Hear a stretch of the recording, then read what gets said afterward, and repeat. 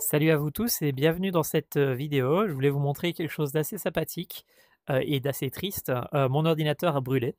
Pas de chance pour moi. Du coup, j'ai sorti ma vieille tour et j'ai essayé de travailler dessus, mais c'est pas idéal. Du coup, pour la VR, c'est un peu chiant, mais par contre, pour travailler, ce que j'ai fait, c'est que j'ai loué un PC en ligne qui s'appelle sur Shadow et je l'héberge en ligne. Et il s'avère que maintenant, vu qu'on a le bureau à distance de Meta, je me suis dit, bah, c'est l'occasion ou jamais de le tester. Donc ici, vous voyez, j'ai un, 2, 3 bureaux qui sont, hébergés sur Shadow et qui sont disponibles via, bureau à distance et ça me permet de travailler, largement amplement. Si c'était pour la VR, je déconseillerais parce qu'il manque une petite option ou 2 pour pouvoir aller tester la VR, depuis Shadow. Mais si c'est pour travailler sur tout plein d'autres projets, franchement, nickel. En plus, vous voyez, si vous faites des petites applications ici en APK, vous pouvez avoir une petite application où vous faites ici, qui va vous permettre de, contrôler à distance ou de faire des actions. Si c'est l'application que je fais pour le projet actuel, mais l'idée c'est elle est là. Vous pouvez avoir que 3 fenêtres maximum, hein, 1, 2 et 3 en soi, mais ça permet déjà de faire pas mal de choses et de se sentir à l'aise pour travailler. Donc du coup, vous voyez ici, j'ai un petit PC là-bas et ce petit PC, je vais héberger Shadow dessus et en fait, pour maintenir Shadow en vie et pour travailler, sur un petit écran et en fait, le reste se passe dans mon casque ici, en face de moi. J'aurais pas besoin, de ça si je pouvais maintenir Shadow en vie. Je pourrais installer Shadow application ici et l'avoir là, dans le but de le maintenir en vie, mais je préfère l'avoir sur mon téléphone ou un truc comme ça, juste pour le maintenir en vie. Mais donc voilà, parce qu'il s'éteint après un certain temps. Pour éviter qu'on l'utilise, qu'on le laisse tourner ou qu'on l'utilise, avec des bots et des trucs comme ça.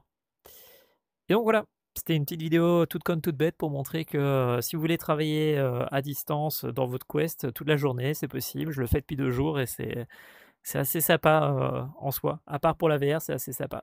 Alors pour la VR, ce que j'ai fait en fait, c'est que quand je build mon application ici, je l'envoie sur, attendez, je vais vous montrer.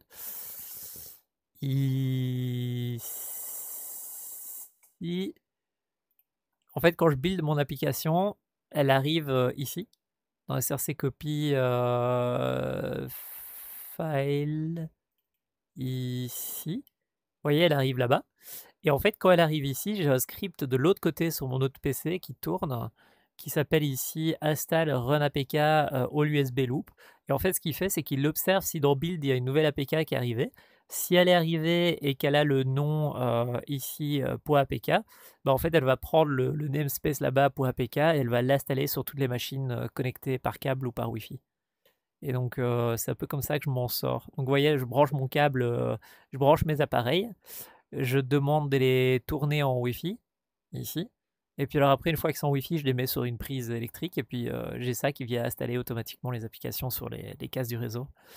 Et donc voilà un peu ma manière de travailler pour le moment. J'ai pas trouvé d'autre manière de travailler sur la VR de manière optimale parce qu'il y a une autre manière avec la réalité virtuelle où on stream depuis Virtual Desktop ou depuis Steam Link, mais Steam Link veut pas en hors local. Donc j'ai pas encore trouvé un workflow qui me permet de travailler sur la VR en tant que telle directement, mais je suppose que ça viendra avec le temps. Voilà, voilà, c'était une petite archive vidéo. Je vous souhaite un bon moment et à la prochaine.